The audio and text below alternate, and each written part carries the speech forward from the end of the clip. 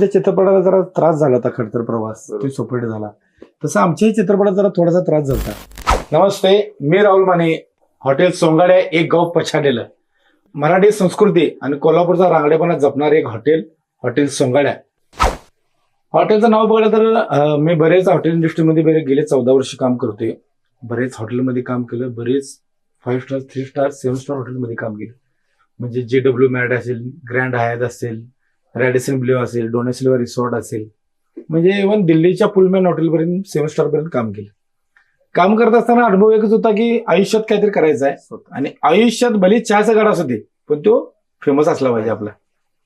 असं करत असताना जर्नी स्टार्ट होताना बरेच खडतर प्रवास करत एक सर्टन लेवलला आलं, म्हणले की आपण हॉटेल सोंगाड्याला जन्म द्यायचा. एखाद्या कॅफेमध्ये विचार करत होता हॉटेलला नाव काय द्यायचं, हॉटेलला नाव काय द्यायचं.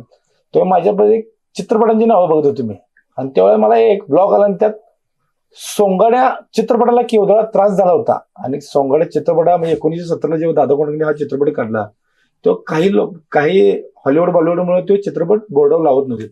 पण ज्या वेळेला तो बोर्डावर पिक्चर लागला आणि फेमस झाला, ते फेमस झालं त्या पिक्चरमध्ये एक गाणं होतं, काय गं सुखू बोला दाजी मला, ते पण फेमस झालं त्यावेळी. आणि जसा दादांच्या चित्रपटाला जरा त्रास झाला होता, खडतर प्रवास तो सोपट झाला, तसं आमच्याही चित्रपटात जरा थोडासा त्रास झाला. तेव्हा म्हटलं हॉटेल सोंगाड्या नाव द्यायचं आणि एक गाव पछाडलेलं मध्ये आपण जे पछाडलेला भरत जाधवांचा चित्रपट आहे त्यात मग बाब्या किरकिरे, इनामदार आणि दुर्गा मावशी जी विहिरीपेक्षा एक 2 कन्सेप्ट घेऊन आपण हॉटेल सोंगाड्याला जन्म दिला.